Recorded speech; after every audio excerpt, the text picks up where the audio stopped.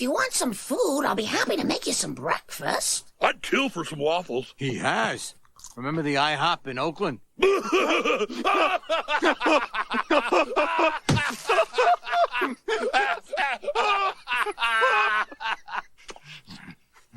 Hey, this is a lot better than that rancid filth we find in the dumpsters. Thank you, Ramrod. Marge, how did you get my jacket so clean? I've tried everything to get those blood and puke stains out. I've tried hitting them. I've tried yelling at them. All it takes is the right cleanser and a little elbow grease. Do you have anything that will get this emblem back on my jacket? I tried spitting at it, but... Just put it on my sewing pile. Okay, I'm doing another load of bandanas. 4-finger discount, dude.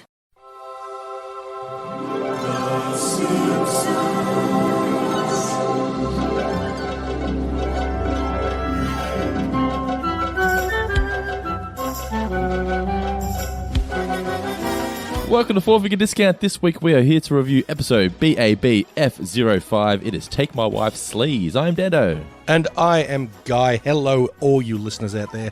Hope you are doing very well in your social isolation or your solitary confinement or however you are getting through this particular time in history. I saw you got to like day 70 running now. You're absolutely smashing it, man. Oh, I wouldn't go so far as to say smashing it. I mean, I was actually out yesterday and there was some, let's say, a rather heavy set gentleman out running with his dog, and I could not catch him. So that gives some indication of like I'm not out there sprinting or anything like that. I am just out, I'm doing the road work. I'm putting in the half hours, not the hours, just the half hours. I don't think I'm out longer for half an hour when I'm out running. At least you're moving. That's all. At least I'm moving, breaking a bit of a sweat, and sort of burning off some of the Deliveroo that I'm getting in. So yeah. But it's also good to get out there and get just a bit of fresh air. Yeah, definitely, because it's been lovely weather lately. Except, I guess on the weekend it's a bit shit. But anyway, I need to apologise to the listeners if you can hear crying. I've got a kid next door, just outside the window here, screaming its head off. I don't know what about, but I've got Elliot, who's just woken up. He's screaming his head off. Nicola's screaming her head off because, whatever. And, so I apologise. When in Rome. For all the screaming. Yeah. Yes. Now, two things. So I want to kick off by saying we just recently passed Cancer Awareness Week. And I thought, being it was Cancer Awareness Week, I'd give myself the old feel test. And I had a bit of a feel. Mm-hmm. And I felt a bit of a lump last week. And I thought, well, this is a bit of a worry, because I looked it up, and testicular cancer, I'm right in the age demo that tends to get it, between the ages. In the danger zone.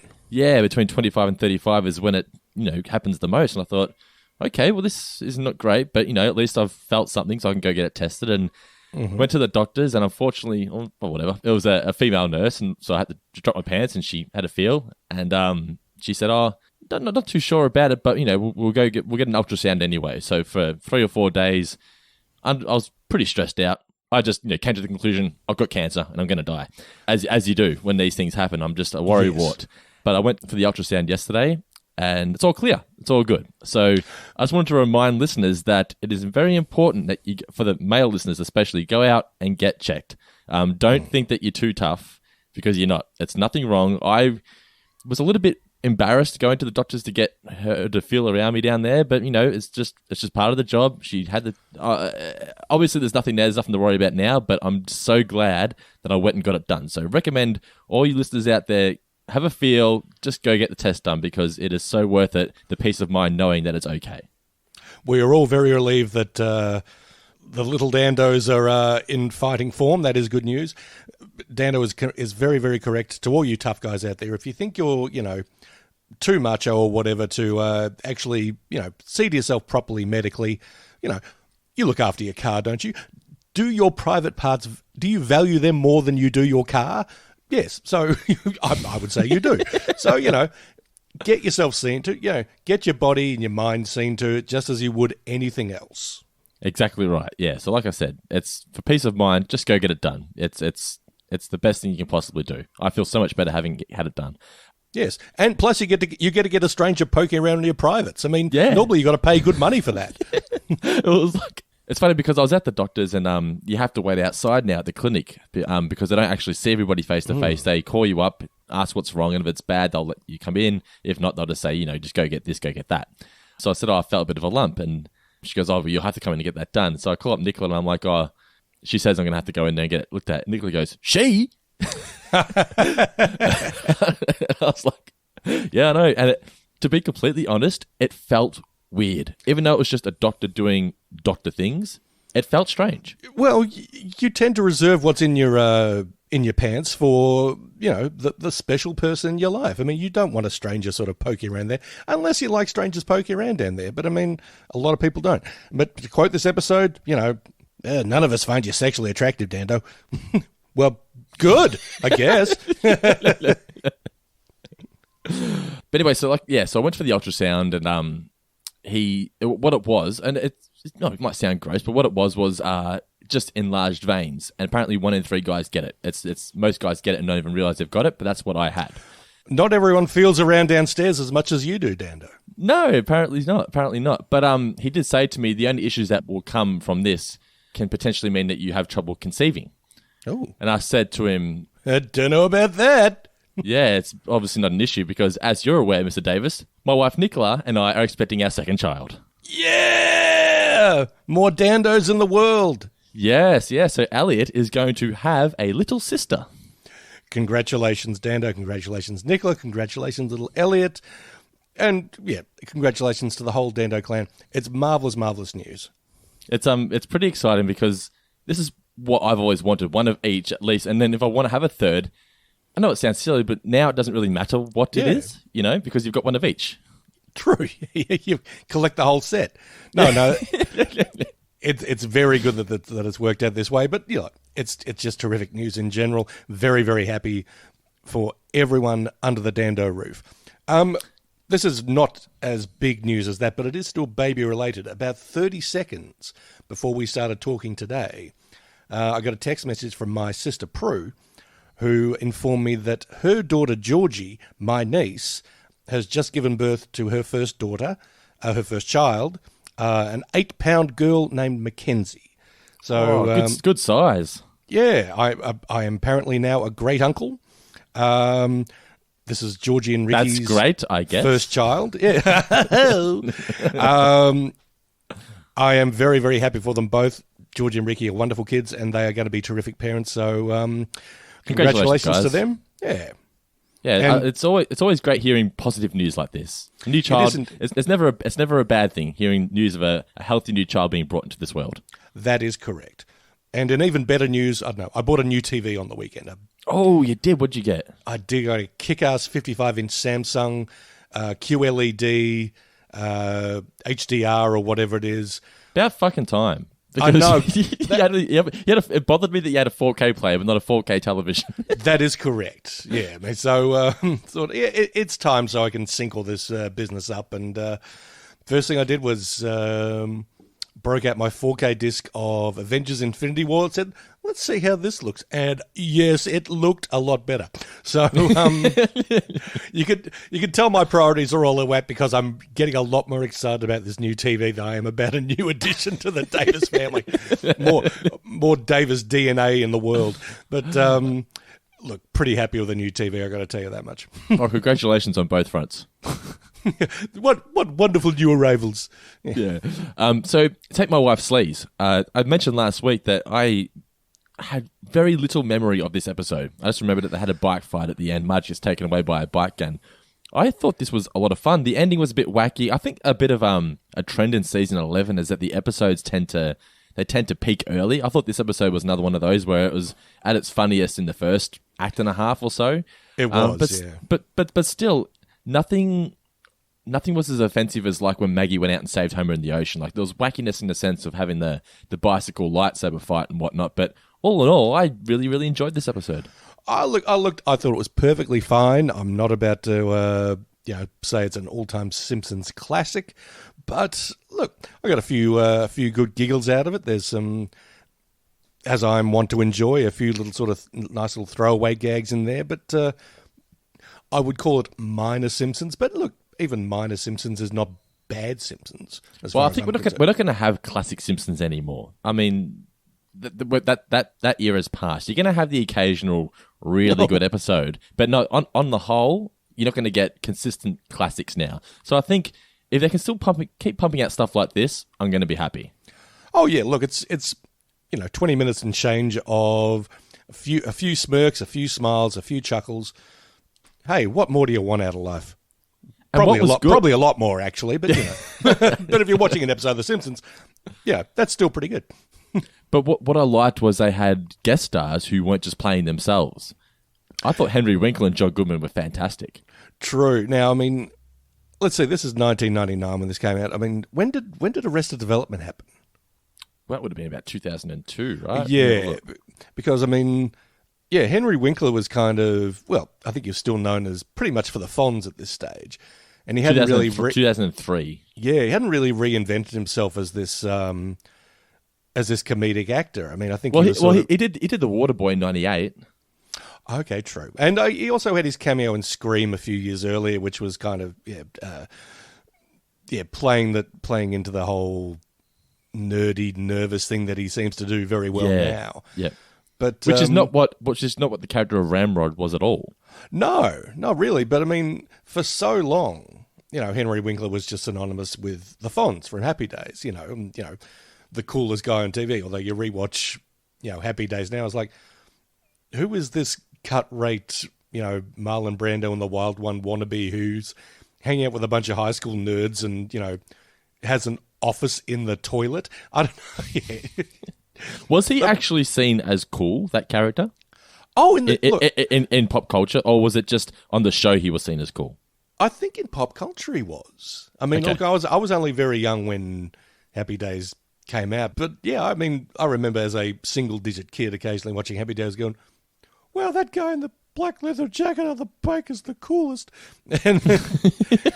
and Henry Winkler's a talented guy, but not necessarily a sort of a go-to for coolness. Not at all. It's particularly when you see his comedic roles. Like you said before, he's always like the nervous, sort of timid guy. Yeah, in Arrested Development or in Barry. I mean, he's really good in that show Barry that's on Foxtel on HBO in the States. And but generally playing these sort of either uptight or sort of deluded people who think they're a lot sort of cooler and more together with it than they actually are.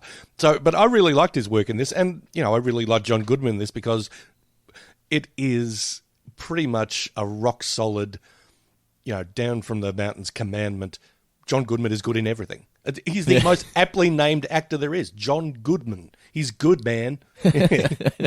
Sorry, that was pretty dorky, but I mean, but it's true. I mean, it was very Saul Goodman of you. I'm trying to remember if John Goodman's ever given like a bad performance. Even his Dancing Coyote Ugly was great. Oh, absolutely, yeah. Well, last night I was watching. You watched Cloverfield, right? I did, yeah. I was sort of going through the shelves trying to find some stuff I hadn't seen in a while. I was like, oh, Cloverfield. Yeah, that'll do the trick. And that got me thinking about 10 Cloverfield Lane, which is kind of a bit of a sequel. It's semi-related. But John Goodman's in that and gives an incredibly good performance. And I remember watching that back a few years ago and thinking, this guy never fails to deliver. He's always good. And he's Paul Giamatti's the same, I think. Paul Giamatti's the same, yeah. But I mean, even in this, just there's nothing to the character. Henry Winkler's Ramrod. Who does he play? Is he Bonesaw or Hacksaw or? John Goodman is Meat Hook. Meat Hook. I knew it was one of those implements. But even in this, he's kind of like, geez, you've got good comic timing, and you've given this guy a bit of personality. There's nothing to him on the page, but he's kind of like, he's a guy who, who clearly likes a fight and likes the biker lifestyle, but he's also kind of, I don't know, sweet and polite underneath it. And Goodman makes you believe all of that. So, yeah, that's something I very much enjoyed. I think he was at his best when he was playing the softer side of the bikie, when Homer was trying to beat him up, and he's, Mr. Simpson, what do I do now? Also, I thought this episode had one of the most, and I posted this in the group, and I posted it on the main page as well, one of the sweetest little montages. The father and son one. Yeah, between Bart and Homer. It's a little song called Marmalade and Mayonnaise, written by NRBQ specifically for this clip. So a lot of fans actually wrote in there saying, oh, thank you for explaining that, because for so long they've been trying to find the full version of this song because I've heard it on The Simpsons, but no, it's all that exists is just that 40-second clip. Because Mike Scully was good friends with NRBQ, the band. They actually make their first on-screen appearance in this episode at there's a Popper Wheelies or something they're called. That's what the bar's called. But they've also appeared in other episodes like Sunday, Cruddy Sunday, Maximum Overdrive, and they actually sang in the episode that you appeared on. They sang the cover of the Beatles' "Can't Buy Me Love." That was them. See, that's the thing. I'd never heard of NRBQ before this. Yeah, a lot of people I'm assuming haven't. Yeah, but But yeah, this little tune, Marmalade and Mayonnaise, I thought it was just so nice. Well, you are the father of a son. Of course, that's going to sort of hit home for you. Soon to be the father of a daughter as well. Yeah, I think it's only natural that something like this would, yes, strike a chord with you, Dando. But yeah, you're right. It was a very sweet little moment. I think you like the little framing of Homer and Bart in the moon in the end, didn't you? Yeah, but my favourite part about the whole montage was the bike just for some reason going flying up into the air and through the roof. That was fun. Was that the Flanders roof or just any old roof? That was Simpsons' roof. Yeah, that was his own roof. I think it's through his own roof. Maybe it was Flanders' roof. For some reason, I thought it was his own roof. But just they were both very amused by it, which made me think it possibly was. Bad luck, Flanders. That would make it even funnier. Yeah. Okay. Hey, my favorite. Now, before we get into our favourite moments, we need to remind listeners that this episode is brought to you by our $20 patrons, Jordan, Mulman Ritchie, Christopher Darby, Nick Barbaro, and Andrew Zer. Thank you so much, guys. And our new $5 plus patron gets himself a shout-out. Goes out to John. Just John. Just John. Oh. Yeah. One name, but just $5. Just a hero in our heart. Yeah. One name, $5. Good on you. Thank you for saving me there, Dando.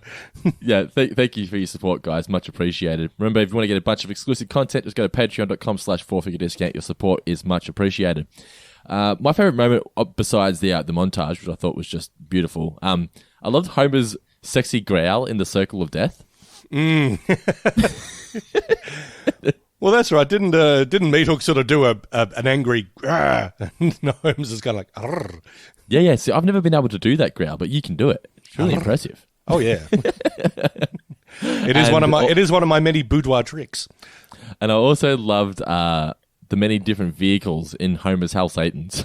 I did. Yeah, I mean, what was Mo was riding some ancient clapped out bike that looked like an old Indian or something like that, which looked pretty good. There was just a normal bicycle, which was Flanders was on, like a girl's bicycle. Yeah, a Hertz scooter and a ride-on mower. So, yeah, nice work by the Hell Satans. Yeah. What was your favourite moment? Look, I talked extensively, probably far too long, about John Goodman and Henry Winkler before, and I liked what they brought to the table. Just in terms of, like, one single little bit, I don't know. I like that Rod and Todd were kind of pervs. That was so creepy, wasn't it? They were watching Lisa take her outside bath or outside shower or whatever, and like, no, we're not. And yeah, just little creeps. You can kind of buy into it though. Oh yeah. you seriously imagine them doing it, little weirdos. But yeah, great moments. Next question. You there, eating the paste. Alrighty, it's time for some trivia. This week I will let you commence, Mr. Davis. Go for it. Oh, righto. Outside the church, they have a sign sort of, talking about that Sunday's sermon or whatever. Do you remember the title of that sermon? I would believe it would be There's Something About the Virgin Mary. That is correct, sir. Nice one. Very, very topical for 1999. A lot of 1999 references in this. We'll get to that when we sort of go through it all. But I mean, even though that film was 98, but still it was relevant. Like that film was really big when it came out. Absolutely, yeah. We're still talking about it in 99. So yeah. What year model was the Harley Davidson that Homer won? Oh man, was it a 55? Correct. Well done, sir. Oh, wow. 1 point each. Who will win? When Flanders suggests that the Hell Satans maybe take a new name, one that's a little less blasphemous, what does Mo suggest? Oh, Christ punches? Yes, he does. How funny is that? I think Lenny was saying the devil's pals, and then yeah. They are the Christ punches. Yeah. What morning was Homer watching the Rebel Without a Cause knockoff? It was Tuesday morning. Tuesday morning, yes. Wow, we're on fire this week, aren't we? We're doing all right. When Marge is, yes, perhaps unwillingly or unwittingly presented as this month's cycle slut, what are her turn-offs? There are 3. You only have to name 2. Justice? What? That's one of them. Shit. Shit. Nah, damn it, you got me. What were the other ones? Okay. The other 2 were pedestrians and underpants. Underpants? Can we just agree that regardless of what year it is and what we're watching it on, the word slut on the screen is a little startling. Particularly on The Simpsons. Yes, yeah.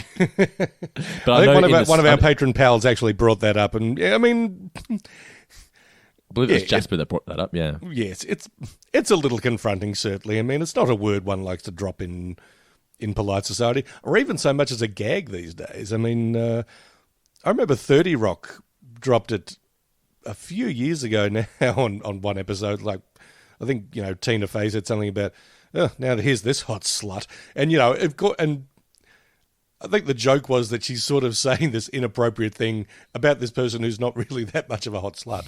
But it's kind of like, yeah, I think that's a word. I think that's a word we can kind of file away for, not really used for comedic purposes as much these days. I don't think in the States it's as offensive as what it is here. I remember when I was watching wrestling growing up, The Rock used to call Stephanie McMahon a slut. And like the crowd would call her slut. That like she was like her nickname was she was a slut. Whoa! But in the States that was okay, but in Australia they had to censor that out because it's the word slut, and I don't even like saying the word, so I'm going to stop saying it now. But it's just just seeing that word on The Simpsons just sort of went. I don't think they'd want to do that anymore. No, true. I mean, look, compared to the way that some motorcycle clubs treat their female members and associates, that's probably a polite way. But, yeah, probably. Yeah. But look, we are talking an episode that was over 20 years ago. That is true. My next question is, where are the original Hell Satans based? They're at a Bakersfield. Correct. They are indeed. You're smoking this week. I'm doing all right. Now, here's one for you, sir.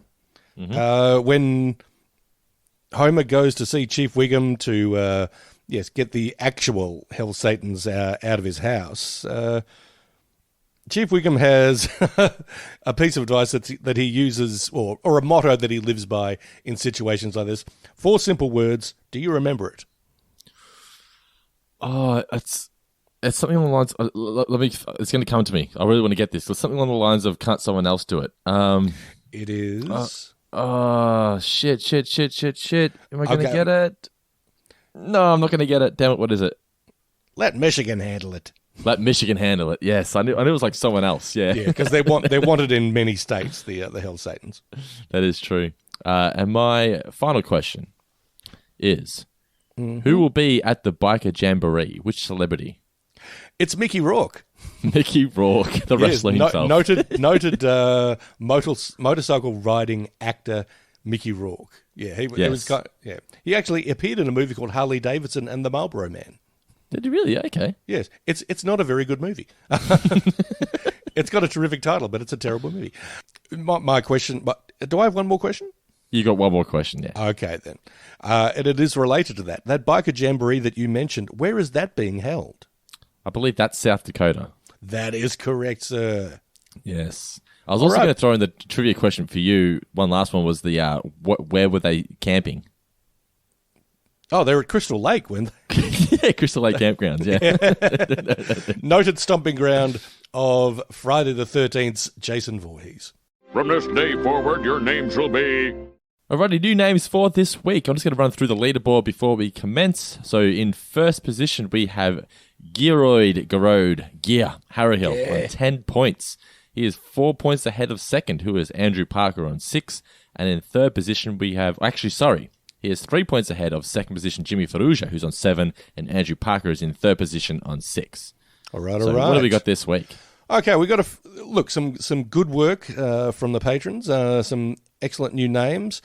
We've got a few honourable mentions here. Neil Parks actually has two that he came up with, but I think he had variations on a theme. I think he saw the word biker and I thought, that sounds a bit like Baker. So he came up with the Fabulous Biker Boys and Biker Street, both of which are not bad, but they fall just outside the top three. Nicola is very good at playing Baker Street on the saxophone, just FYI. Oh, for real? Yeah, Nicola is an awesome saxophone player. She used to be in a band. Oh, I can see that. Honestly, that's why you'd marry someone.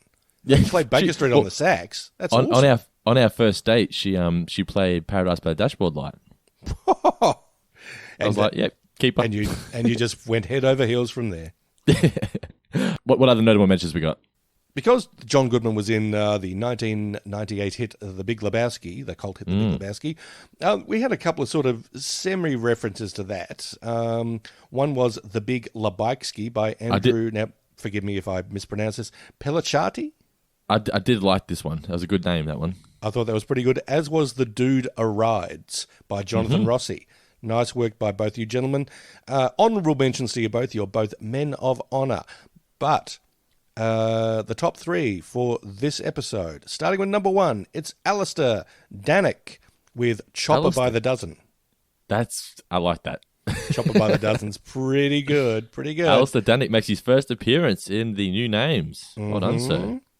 2 points go to Andrew Parker. Oh, he's climbing back up. He's on 8. Yeah, he's in second position now.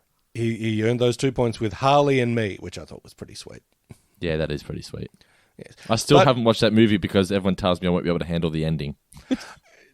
If you've got the lovely Jet, the lovely, friendly pooch Jet. So, yeah, I mean, I think watching Marley and Me would kind of make you, get a bit weepy. Yes, okay. You're a human being with a soul. Of course you're going to get a bit weepy. Now, and number one, what do we got? For 3 points. Now, I don't know if this chap is actually... This might be his first, his debutante appearance. Ooh, but it's Scott Keogh with the very simple but very effective Simpsons of Anarchy. Simpsons of Anarchy. Oh, do you see what I'm played, sir? It's simple but effective.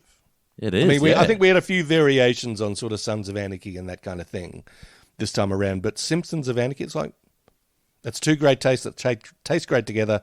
3 points to Scott Keogh. I legit think that could be a title they would have actually run with if that was an episode today.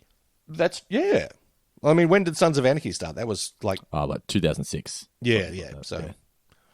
But if they were doing it today, I wouldn't be surprised if they did that. Well done, patrons. Thanks for contributing to this week's new name. Just run through the leaderboard once more. So still in first position on 10 points, but his lead has been cut in half. So we got Gia in first position on 10. Andrew Parker climbs up from third to second on 8. And Jimmy Farrugia is in third on 7 points. Oh my God, the excitement is killing me. I'm really digging the new name leaderboard. It's a good addition to the segment. Yeah, absolutely. I'm all for that. And not far behind the leaders, by the way. Just a reminder, guys. Christopher Darby's on 5 points, so he's not too far out of that top three. Got a few others on 3 points as well. We've got Jordan Mulman Ritchie, Dave Abbott-Smith, Brendan Allen, Scott Keogh, all on 3, and a few others on 1 point. So keep sending those new names in, guys, and maybe you can get up and catch Gearoid and knock him off the top of his perch. Yeah, that lousy Gear thinks he's so cool. Sorry, Gear, you are actually quite cool. Alrighty, guys, we'll be back in a moment with the review of Take My Wife Sleaze after the break. Alright, guys, this isn't really an advertisement. It's more of just a public service announcement to let you guys know that, that podcast, Talking Seinfeld, that I'm always talking about here on Four Finger Discount. It's been behind a paywall up until now, but actually what we're going to do is offer it for free. So if you want to check it out, you can go to talkingseinfeld.podbean.com. The only catch is that if you're a patron, you can be several weeks ahead. So all the episodes that we've done so far, we're now just started season 2. All the episodes we've done so far are now available on Patreon. The usual patreon.com/fourfingerdiscount. And you can get access to it there. Or if you just want to, listen to it for free, that's perfectly fine as well. I would love for each and every one of you listening right now to check it out. TalkingSeinfeld.podbean.com. Even if you're not a fan of Seinfeld, I think you might even at least enjoy Guy and I talking about the show. We really love Seinfeld, and hopefully we can win you guys over as well. So TalkingSeinfeld.podbean.com. We follow the same sort of layout as Four Finger Discount. You've got the trivia and all the extra stuff. It's a bit of fun. So yeah, TalkingSeinfeld.podbean.com, available now on Spotify, iTunes, all the usual places. Hope you guys enjoy it. Thank you so much for your support over the last 5 years. It truly means the world to me. I really love if you could check out Talking Seinfeld as well. But yeah, hope you enjoy our review of Take My Wife Sleaze. And have a great weekend, guys, and stay safe. Love you all.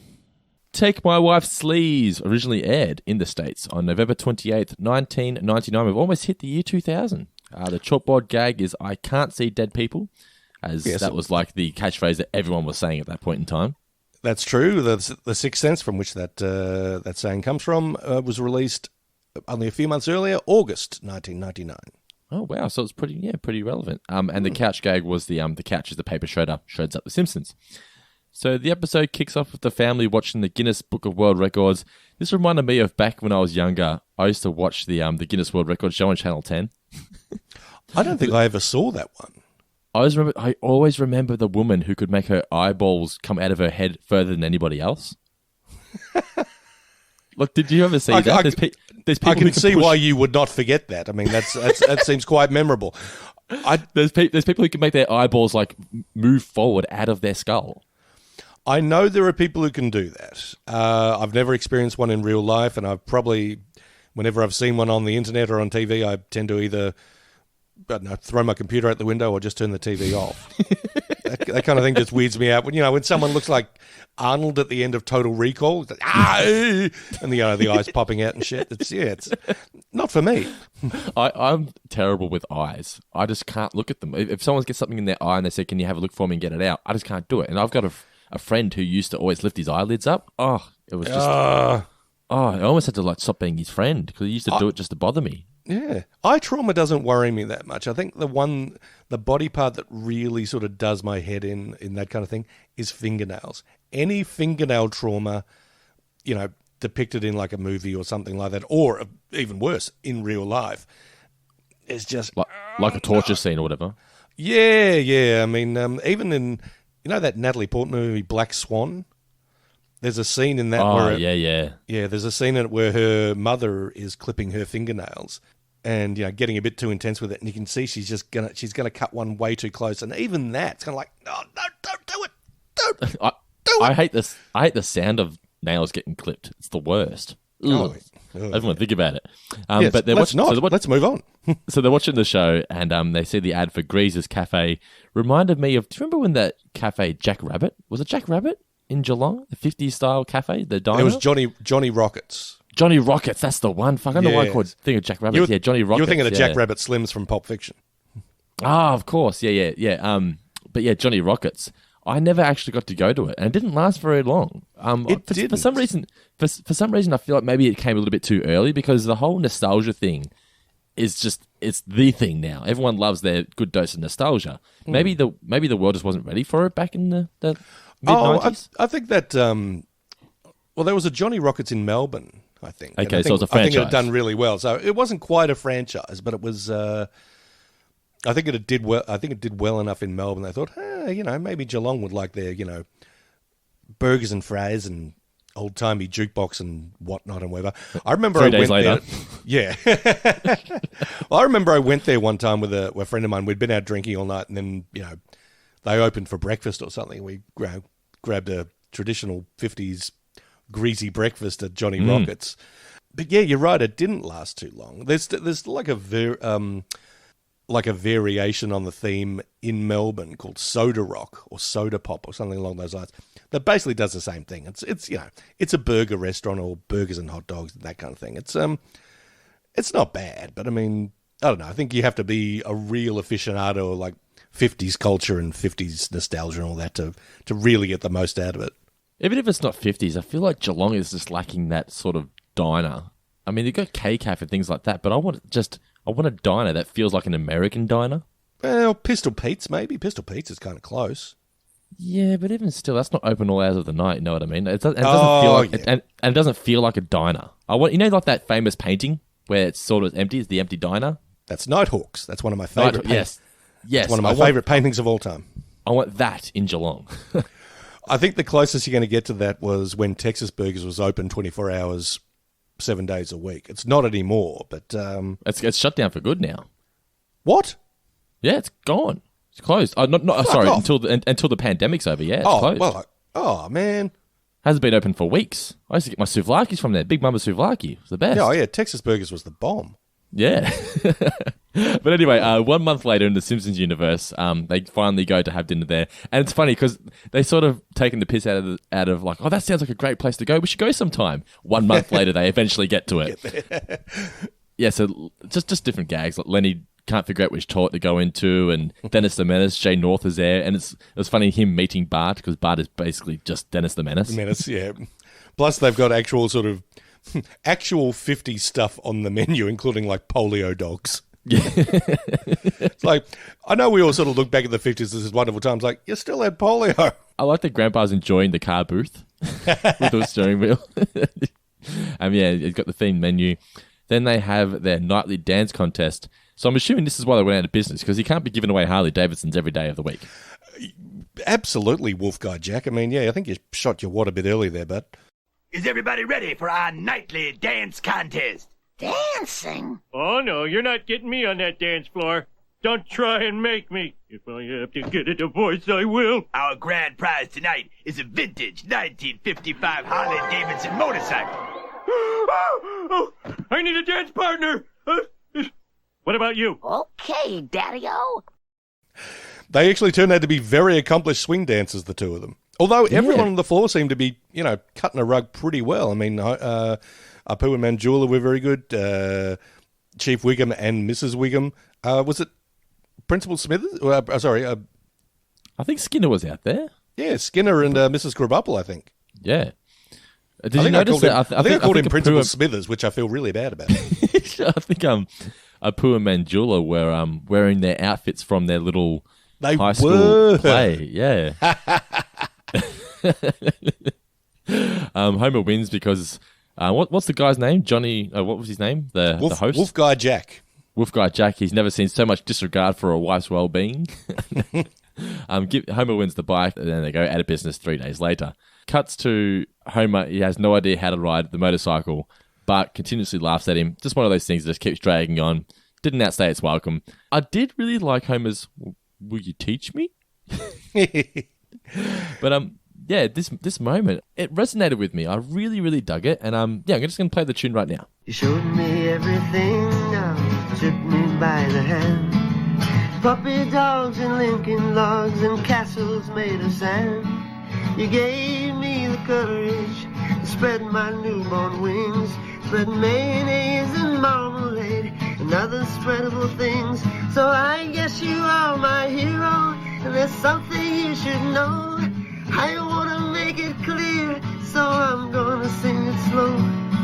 If you weren't a man and my father too, I'd buy a diamond ring and then I'd marry you. Don't you just think that's sweet? It is a nice moment. I mean, look, it's a very cats in the cradle kind of thing. I think you're just looking forward to, getting a little bicycle, plonking Elliot teaching me how to ride it. Yeah, plonking Elliot on it, and, sending him around the block on his training wheels, and, one day you'll take the training wheels off, Dad, and then you'll see him wobble off, and it's like, oh, that's my boy. Yes, exactly. It's just a perfect picture of fatherhood right there. Mrs. K has a hangover, so she's not going to be doing anything crazy in the classroom today. Homer drops off Bart with a motorcycle, which is not what Mrs. K wants. Basically, we just get different clips of Homer not abusing his power. He doesn't have any power, but just using his bike to get things that he wants, like making the church sermon end quicker and things like that. Which I thought they were hilarious. I did like him. Yeah, remember to rebel against authority, kids. And then Skinner pipes up with, "No, don't do that." I did, and the bike just idling next to the bed. Tune her out. Yeah. Homer's then watching the Tuesday morning movie. I don't know why I got a kick out of that, but it's just hilarious that Homer. It's a work day, but he's up watching clearly, a movie. Taking some time off work and just lazing around watching this shitty biker movie from the 50s or whatever with Jimmy getting all sort of surly because he's got his bike now and only salutes the flag with one finger. That's pretty neat. Homer decides the life of hassling shopkeepers is for him. So that's true. The next time you see him, he's out front of the Quickie Mart. He's playing the old game of pitching pennies and announcing that he and his buddies are rebels, not conformos. That pitch and penny scene fucking got me, man. It was so good. Forget the pennies. Because he's down like $1,000 or something. Yeah. How can be down $1,000 and a poo chases him off with a broom? And did you notice that the final stance of that moment, they look like the what's that classic painting? Oh, the painting's called American Gothic. Yes, that's the one. Yeah. So they look like that. But just before that moment, so we get they've formed the gang with Lenny, Carl, and Mo. Flanders wants to join. They're not going to let him in until he mentions that he's got bumper pool. Now, what the fuck is bumper pool? Because I've never seen it before in my life. Nor have I. No, I mean, look, there are, sort of variations you can do with pool. There's like Kelly pool and all that kind of thing. Pool is good enough by itself. I don't mind Kelly pool, but the only thing is if you're at a party and you got like 10 people playing Kelly pool, if your ball gets hit in first, you don't even get a shot, and then you got to wait for the whole game to finish before you actually get the chance to play.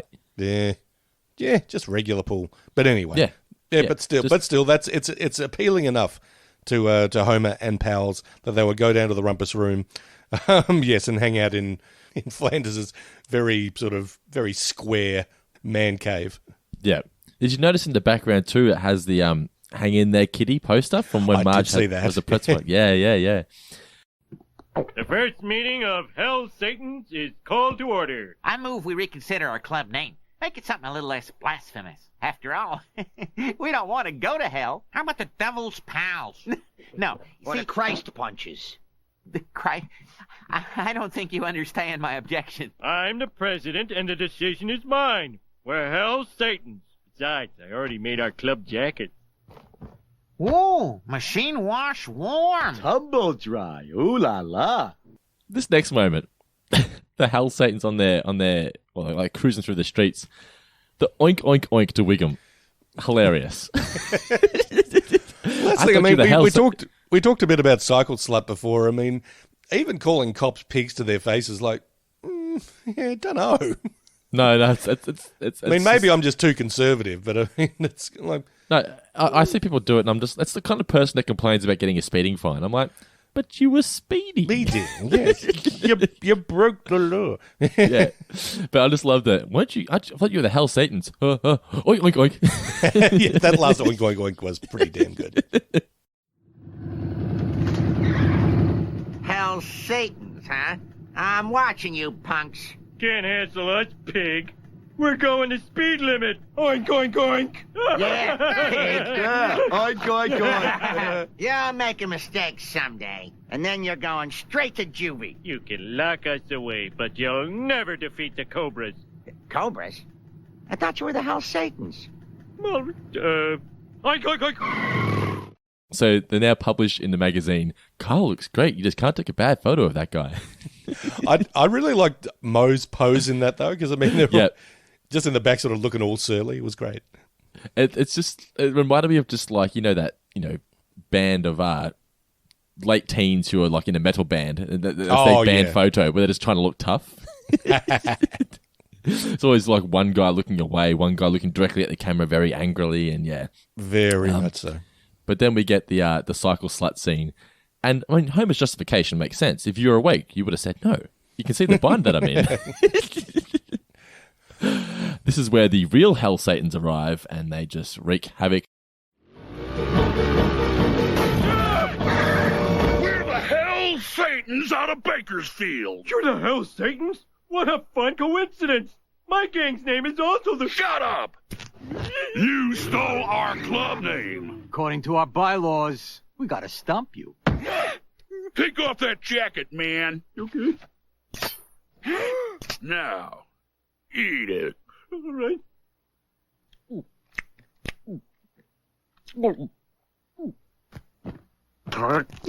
Hey, chew with your mouth closed, please.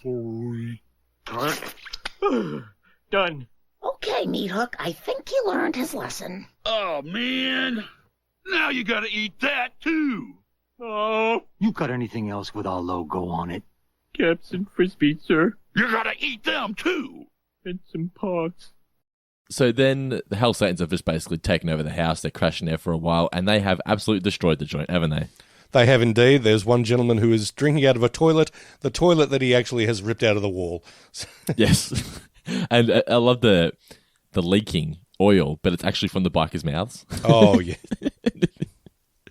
Homer tries to call for the police, but as you mentioned earlier, let Michigan handle it. Not interested at all. Marge offers to cook. Tries to, sort of seduce Wiggum by saying, but you have so much inner beauty.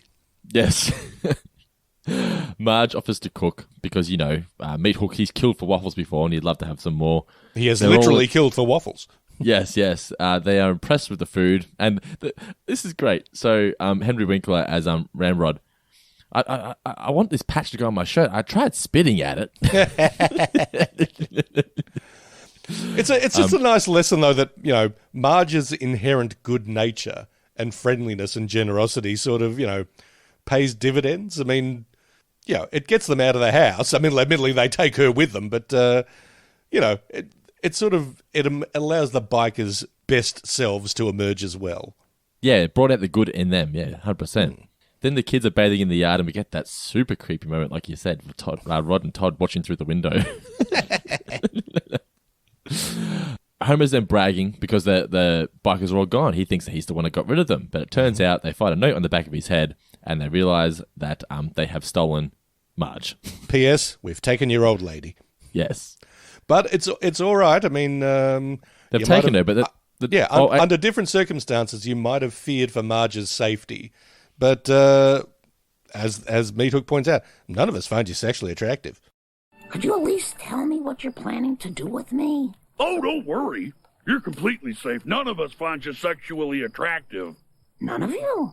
Really? I could have sworn that Ramrod... Well, did you see that picture of me and you still don't? Sorry. Well, good, I guess. I really thought that was hilarious. It was a really interesting take that you don't actually see all that often. True. Like we don't find you attractive, really? No. And Marge's response of, it's good, I guess. Except they wanted to take her to an orgy. Oh, yeah, good point. Well, that's the one line I feel like this episode could have done without. Maybe, but because I'm going to play devil's advocate here and assume that by the time was it in San Bernardino or wherever that the orgy South was? Dakota. I thought that was the Jamboree. Oh, it was Jamboree. Okay, yeah, you're right. Yeah. I think it might have been in San Bernardino or something like that. It's like I think the bikers are assuming that by the time they get there and Marge has spent a bit of time with them and got to know them, she'll be all in. She'll be like, yeah. It's the lifestyle. It's the culture. Homer's suggested the kids to contact Korean love brides in case Marge doesn't come back. Because he just doesn't want to be lonely. Then we get our Papa Wheelies. This was also fucking amazing comedy timing. So Homer gets, thrown out, tries to go back in there, cuts to him just passed outside again. I did like the saying out at the front, ladies puke free. Yes. There's more to life than boozing and roughhousing. Haven't any of you ever had a dream? Yeah, I had a dream. I was in this beautiful garden, pounding the crap out of a shopkeeper. Then... No, I mean the dream of a good job, a loving family, and a home in the suburbs. Oh, man. To get all that, you'd have to kill like 50 people. No, you don't have to kill anyone, not if you have jobs. And the first step is an eye-catching resume. No, I believe it's pronounced resume. Actually, both are acceptable. They're at the petrol station and the clerk gives the exact location of where they could be. Sorry, I can't be of more help. But yeah, Marge is just having, as you said, a positive impact. She's teaching them all good habits and just bringing out the good in all of them. They're going to apply for jobs and they're not angry anymore and they're renouncing violence, and then Homer brings it up violence for everyone. Yes, and tries to start a fight, but Meat Hook doesn't want to fight back at first. He asks what we can do, but nope, it's all too late. It's on. Also, but it had one of my favourite lines that I actually did remember. I didn't remember a lot about this episode before rewatching it, but I always remembered, my wife is not a doobie to be passed around. I promised on our wedding day I would bogart her forever. It's a nice bit of drug slang, but I just like, my wife is not a doobie to be passed around. But it's time for the Circle of Death. Not as dangerous as it sounds, really. Not really. It's just a bunch of dudes standing around while you fight. It's pretty much, I guess if you're fighting to the death, I guess that is kind of dangerous, though. True, but it's pretty much just a schoolyard stoush, because you always had, people standing, gun, punch him. But they fight with the motorcycles. As I mentioned at the end of last week's show, our good friend Matt Schofield, who I was actually talking to last night, one of the animators at The Simpsons, this was the first scene that he ever animated. And yeah, he's still working on the show. He was telling me that he wants to come on the show ASAP and talk about what it's like working remotely. Fantastic. He says that basically things aren't all that different, really. He goes, the only real difference is that they now have to do their meetings via Skype and whatnot when normally it'd be in person. But he goes, because it's all digital now, most of the work was not done from home, but it was all done on their computer. So he goes, when it comes to the workload, nothing's really changed. It's just the social interacting that's changed. Yeah. Well, it's nice work from that. I mean, that whole fight where they sort of go up the steps and you can see their shadows on the wall. When I was watching, I was going, that seems a bit familiar. It seems like something out of an old movie that I'd seen. I mean, it looked too deliberate to sort of be just a thing. It's like, that's a tribute to something. And then Return of the Jedi. No, it actually turned out to be like predated Return of the Jedi by about 50 years. It's from an old Errol Flynn movie called The Adventures of Robin Hood. Of course it is, yeah. Yeah, which luckily Wikipedia then confirmed. So, yeah, but nice work from Matt. I mean, he clearly wanted to show that, no, I'm not just here to, make 2 + 2 = 4. I'm here to add a little art to the process. Marge is a good little ringside manager. She throws in the extra. What is she throw an extra bike or something? She throws him a bike. Throws him a replacement bike. So Homer eventually wins. Give me back my wife. Okay, you win. I don't blame you for wanting her back so bad. A woman like that only comes along every couple of miles. Aww. Hey, can we at least keep her till the orgy in San Bernardino? What do you say, honey? No. No dice. Another one of it's just one of my favorite sayings, and The Simpsons has used it a bit, but just anytime you want to disagree with something, no dice. No dice. I also did like when they were all saying farewell at the end. I mean, sort of no hard feelings. And Henry Winkler's Ramrod refers to Marge as Mrs. S, the way he used to call Mrs. Cunningham Mrs. C when he was back in his Fonzie days. Oh, yeah, I didn't even pick up on that. Good observation, sir.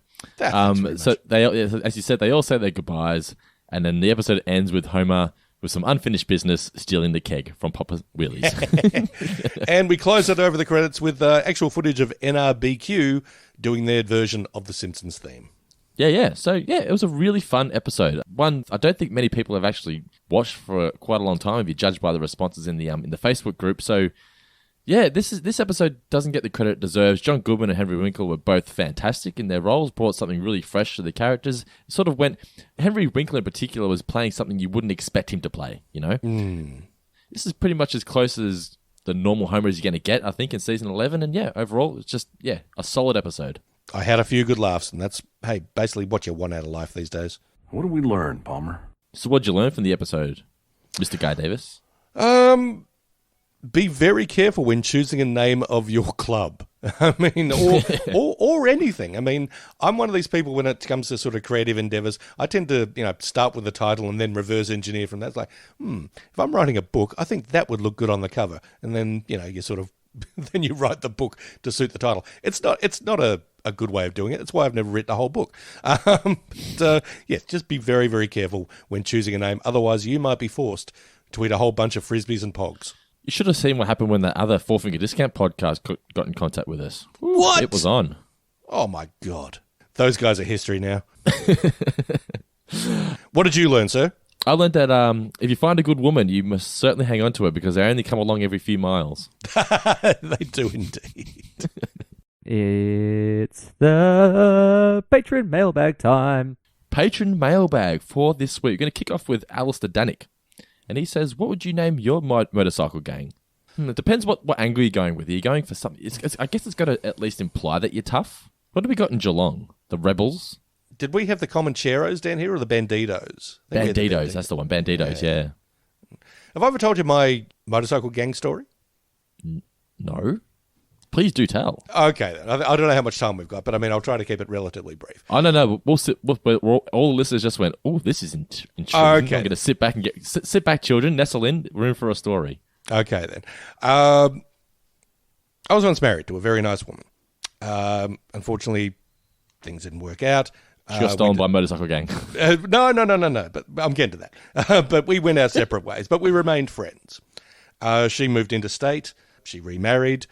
And because, we're still friendly, I went up to visit her. And, this was the first time I was going to be meeting her new man. So got there. And one of his friends was there. And this guy occasionally worked in the mines. But he also occasionally rode with the Outlaws, an actual motorcycle club. So he was there, and we went out for dinner, we had a couple of drinks, then we went to a bar, and we had a few more drinks. And, the conversation was initially kind of a little, we're all sort of working each other out here, but... Was he there for the intimidation factor? Well, I think he hadn't been in town for a while, and he wanted to catch up with his mate. Okay, fair enough. Yeah, continue. Yeah. Anyway, so as alcohol is wont to do, we loosened up a bit, and... I don't know, we all started getting along famously. My ex-wife's new partner sort of pulled me aside a little later in the evening and said, look, I was a little I was a little sort of skeptical about meeting you, but, Lib wanted to do it, and I'm really glad that we did, actually. I mean, I can see why, she wants you to be still part of her life and all that kind of business, and I'm happy for that. I'm like, well, look, it's a great pleasure to meet you. I can see that you two are good for each other, all that kind of stuff. I'm so excited to see where this is going. Anyway, then we're talking more. I'm talking more and more with his mate. We're drinking more and more. Yeah. And I'm hearing a lot of stories about the Outlaws and all this kind of stuff. He actually showed me his which means that I think he's done some time and he's fairly sort of high up in the I don't know if I should be telling this story. I'm probably getting in trouble for it. Maybe I'll censor out the but I was told later, it was like, he doesn't show that to everybody. You're pretty lucky to have seen that. And, by the end of the night, I mean, he said, you're a writer, right? We should write a book. We should write a book together. He was a top guy, and under different circumstances I would, but I'd actually read the book Hell's Angels by Hunter S. Thompson, which ends with Hunter S. Thompson getting the crap kicked out of him by the Hell's Angels. I'm like, I don't think I'm going to be doing that. You strike me as a good bloke, and it's been a great time talking with you, but I don't think that's going to happen. But apparently I also found out later that the bikie had come along and said to my ex's new man, do you want me to sort this guy out? And I'm like, oh, Jesus. Yes, but I won it. But I apparently won him over. And look, we won each other over. He was a really nice guy. But yeah, did you ever at any point feel like you were potentially in danger? Not really. No. I mean, look, maybe I'm just foolish. Maybe I'm just someone who sort of sees the upside in everything. But I mean, no, I never felt kind of like, oh, this could go south fairly quickly. I can't see how anyone could possibly want to hurt you anyway. Oh, there are plenty of people out there who would. But anyway, that's my biker story. Well, I've kind of got a biker story, which is nowhere near to that extent. But so I was good friends. I won't say her name, but I was good friends with someone, a girl. I wasn't dating her or anything. I was just really good friends with her. Her name started with M. Nicola's met her. We've spoken to her since. But she lives for local people, she lives in a little area called Whittington. Ooh. In a place called Solar Drive. Ooh. And I was out there visiting her one Friday night after work. I used to knock off late afternoon shift, so it was like 12:30 at night, 1 in the morning. For our non-Geelong listeners, let's just point out this is the wrong side of the wrong side of the tracks. For Dando especially.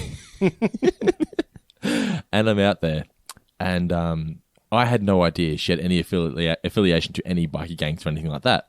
So I'm just out there, and we're just sitting in the lounge room. It was just us two home. None of her parents were there, whatnot. We're just watching TV. We'd ordered a pizza from K-Caf. And then these three bikies arrive and just like burst through the front door. And this girl doesn't even like bat an eyelid. And I'm just like, what's going on? What's going on? What's going on? And this guy just goes, it says her name and goes, who the fuck is this guy? And she goes, oh, don't worry about it. It's just Dando. And he goes, what are you fucking doing in my fucking house? And I immediately thought I was going to die. My God. I thought I was going to die. The two other guys were standing behind him like we're ready to just beat the shit out of this kid. He is the leader, I'm going to censor out the name, of the bikie gang. Her father. Holy moly. Yeah, so her father went nuts, but he apparently does this to take the piss out of any new friends that she has. Oh, so he pulled the bad boys on you. He did. He so he's just like, get here, you dickhead. He like grabbed my head and like scuffed my hair, and he's like, don't be a dickhead. You're fine. If you're friends of her, you're friends of me. My God, though, I thought I was going to die. I legitimately thought I was dead. Oh, that story is much better than mine. That's rad. But yeah, just so now I'm at least friends with them. You know what I mean? But yeah, there was just something about three bikes rocking up, bursting through the front door, and then asking what the fuck I'm doing in their house. I thought it was all over Red Rover. Oh, bet. Now, I think these stories have been a very entertaining way from diverting away from Alice's question, which was what we name our motorcycle gang. I got no idea. I can't really think of anything. Let's just move on. Those stories more than make up for not having an answer. Yeah, maybe the Ghost Riders. I don't know. I like the sound of that. Here we or go. the Mavericks. How about the Mavericks? Yeah, the Mavericks, yeah. Noah Daniel says, what celebrities would you like to have in your biker gang? I feel like Nicolas Cage would be a loose cannon. I feel like he's the Mo. He's the guy who... He doesn't seem like he's big and tough, but when it comes down to killing some people, he's down for it. Oh, yeah. I think he'd definitely be a Christ puncher. Yeah. 100%. Look, we talked a little smack about Mickey Rourke earlier, but actually I think I'd be keen to ride with him. I think he'd be good times. I think he'd have some interesting stories. Yeah, definitely. Just trying to think, who's someone that they've got to be tough, though, don't they? Well, that's the thing. I mean, or do you want some comic relief in your gang? I think I'd probably be the comic relief in the gang. So, well, that's the thing. I mean, I'm trying to think of celebs who are also bikers now. I mean, it used to be a huge thing. 1992, Arnie would be pretty good. He was always tooling around on a Harley as well. Yeah. Next question. Harry Leach says, what time period would you like to see a nostalgic restaurant based on? I think most people would just answer this from the era in which they grew up in. But I think not so much a restaurant, but I would love like an 80s, 90s style arcade. That would be good. And I think they've actually done that somewhere in oh, no, not an arcade, but I think they turned like the hamburger restaurant Royal Stacks in Melbourne into like a Blockbuster Video. No shit, really? Yeah. What now? I think so. I mean, yeah, you get on Google, type in Royal Stacks Blockbuster, and I'm pretty sure you'll find that they've done that. I'm going to check that out right now while you continue. Yeah. What would you like? Well, it's like Captain America said in Winter Soldier. I mean, I don't know. Food's a lot better now. We used to boil everything. And it's true. I mean, I'm thinking about stuff that I ate growing up in the 70s and 80s. Like, I think we sort of started moving ahead in leaps and bounds with good food, probably from the 90s onwards. Yeah. So you reckon the food revolution was the 90s? I reckon so. Yeah. It's when the world got fatter. Absolutely. Well, it's when people like Michael Jordan were endorsing fucking McDonald's. Oh, of course, yeah. Yeah, and we'll go one more question here. One more question. What have we got? I've got one, if you wouldn't. All right, go for it. Yeah. Our pal Scott Keogh, not top of the leaderboard, but certainly winner of this round. Top of this week's, yeah. Yes, He's this week's winner. Yes. He said, what would you name a 50s nostalgia cafe? I don't know if it's so much a cafe, but I'd have a 50s night spot called Revel Without a Pause. What would you call it? Revel without a what? Revel, not rebel, Revel without a pause. So you'd just be reveling all the time. You love your puns. It's amazing. I love to pun. I love to pun. There's not much more pun. I love to pun. Guy Davis. No, yes. There's not much more fun than a pun. Oh, that is so great. I love to pun. I'm gonna put that on a shirt, listeners. That's gonna be our new shirt. No, there'll be pun pals. Oh my God! You've just designed our new shirt, the pun pals. Maybe the winner of the new name contest can be one of the 4 pun pals. I think it should be. All right, guys. Well, thank you so much for listening to our review of Take My Wife Sleaze. It's been a hell of a good time. I thought this was a really fun episode, both to watch and to review. Indeed. I think we did pretty well. Hope you guys and gals have enjoyed listening to it. Yes, and thank you so much to everyone who took the time to rate and review us in the iTunes store this week, giving us 5 stars, a little review. Much appreciated. Also, thanks to everyone who's jumped on board the Patreon bandwagon to get their access to a bunch of exclusive content where you can be a season ahead with Talking Seinfeld, and you get our Take It Like a Mandalorian podcast, Tales of Futurama, the Guy and Dando show, which airs every single week as well. Plenty of exclusive podcasts on patreon.com/4fingerdiscount. Now, next week, we are going to be reviewing, I'm just going onto the Wikipedia page to find out right now. Next week is Grift of the Magi. I believe this may be the Funzo episode. It's a Christmas episode, if I recall correctly. I'm really looking forward to doing that one as well. But until then, I am Dando, signing off with Mr. Davis. I believe he may or may not have some final words for the listeners. My final words are, well, first of all, goodbye. And secondly, see you all at the orgy at San Bernardino. Shh.